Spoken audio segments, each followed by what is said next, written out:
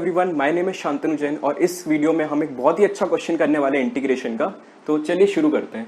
तो अपने पास जो क्वेश्चन है वो है integration minus infinity to a sine inverse of e to the power x plus sec inverse e to the power minus x and denominator में अपने पास है tan inverse of e to the power a plus tan inverse e to the power x into e to the power x plus e to the power minus x.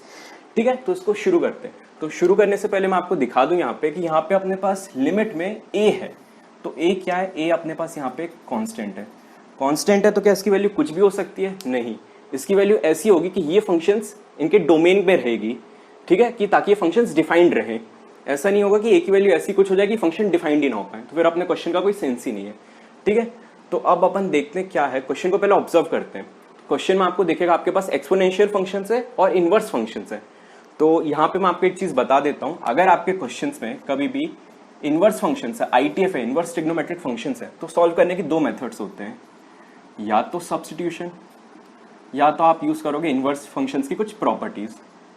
ठीक है, पर अब यहाँ पे आपको एक चीज ऑब्जर्व करनी है कि सब्स्टिट्यूशन कब यूज करना है, प्रॉपर्टीज कब यूज करना है। तो सब्स्टिट्यूशन अपन को तब यूज करना है जब एक ही टाइप के आपको इनवर्स फंक्शंस दिखेंगे। ठीक है, अगर एक ही टाइप के देखें, एक ही टाइप का क्या मतलब है कि पूरे क्वेश्चन में या तो सिर्फ साइन इनवर्स के फंक्शंस हैं या तो कॉस इनवर्स के, इस टाइप से। ठीक है, और प्रॉपर्टीज कब यूज करनी है? जब आपके पास कॉम्बिनेशन ऑफ फंक्शंस हो, कॉम्बिनेशंस ऑफ इनवर्स फंक्शंस हो। मतलब आपके पास सेक इनवर्स भी हो, आपके पास साइन इनवर्स भी हो, मतलब कोई भी मल्टीपल हो सकता है आपके पास इनवर्स फंक्शन। ठीक है, तो अब अपन पहले अपने क्वेश्चन को ऑब्जर्व करते हैं। यहाँ पे साइन इनवर्स भी है, सेक इनवर्स भी है, टेन इनवर्स भी है। तो अपने पास यहाँ पे मल्टीपल इनवर्स फंक्शन है, तो अपन इनवर्स फंक्शन की प्रॉपर्टीज यूज करेंगे।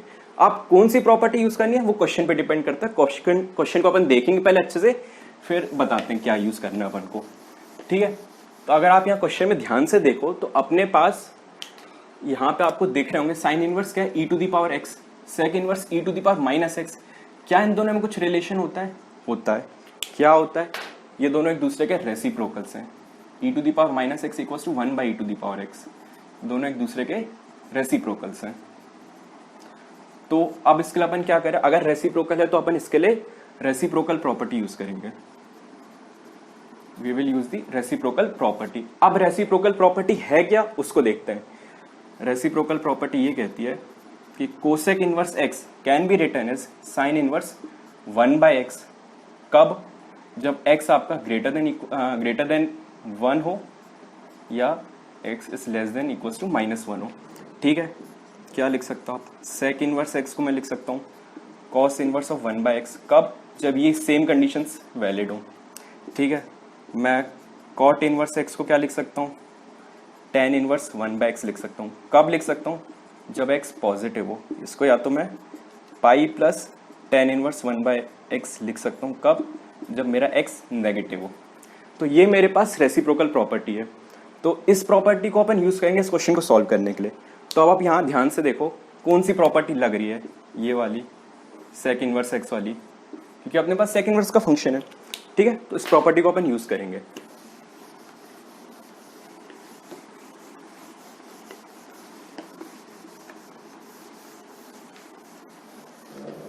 ठीक है, तो यहाँ पे अपने पास sec inverse of e to the power minus x है। We have sec inverse of e to the power minus x. इसको मैं क्या लिख सकता हूँ? Cos inverse of 1 by e to the power minus x, मतलब cos inverse e to the power x मैं लिख सकता हूँ। अगर इसको मैं ये लिखूंगा तो न्यूमरेटर मेरा क्या बनेगा? मैं ध्यान से देखो तो न्यूमरेटर मेरा बन जाएगा sine inverse of e to the power x plus cos inverse e to the power x. तो सबसे बेसिक प्रॉपर्टी आईटीएफ की, sine inverse of something plus cos inverse of something equals to pi by 2। Basic property pi by 2 constant है, integration के बाहर आ जाएगा।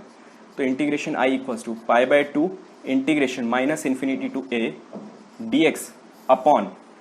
ठीक है, अब यहाँ देखो क्या है, e to the power x plus of e to the power minus x. तो इसको अपन 1 by e to the power x लिखते हैं। एलसीएम लोगे तो ये यहाँ बन जाएगा e to the power 2x plus 1 by e to the power x. तो डिनोमिनेटर का denominator numerator, so e to the power x. और यहाँ पे अपने पास बनेगा tan inverse of e to the power a plus tan inverse of e to the power x.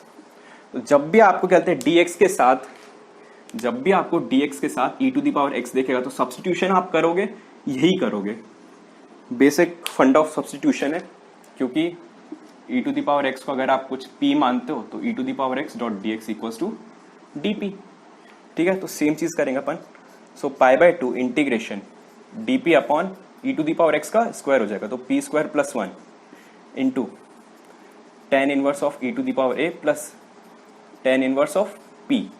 क्यों? क्योंकि ए मैंने पहले ही बोला था एक कांस्टेंट है, तो ई टू द पावर ए ये भी एक कांस्टेंट होगा और tan inverse of constant will also be a constant, तो ये पूरी टर्म एक कांस्टेंट ही है, इसको याद रखना, भूलना नहीं है चीज। ठीक है, अब लिमिट चेंज हो जाएगी, कैसे हो जाएगी? So e to the power minus infinity 0 and e to the power a is e to the power a. ठीक है, अब मेरे को यहाँ पे सीधा सब्स्टिट्यूशन दिख रहा है, ये चीज dp अपॉन पी स्क्वायर पर प्लस 1 मेरा क्या होता है? So I will assume it as let tan inverse p equals to q। तो यहाँ पे क्या बन जाएगा? dp upon p square plus 1, tan inverse का derivative 1 by p square plus 1, so this will be equals to dq। So pi by 2 integration, ये मेरा पूरा टर्म क्या बन गया? dq, इतना टर्म dq बन गया। सो डिवाइडेड बाय, ये तो कांस्टेंट ही है, so tan inverse of e to the power a plus tan inverse p, इसी को मैंने क्यू माना है, तो ये क्या बन जाएगा? By q. अब लिमिट, सो टेन इनवर्स 0 ही होता है और tan inverse e to the power a. ठीक है, तो ये मेरे पास बना फाइनल इंटीग्रेशन। अब इसको अपन सॉल्व करते हैं, तो इसको सॉल्व करने के लिए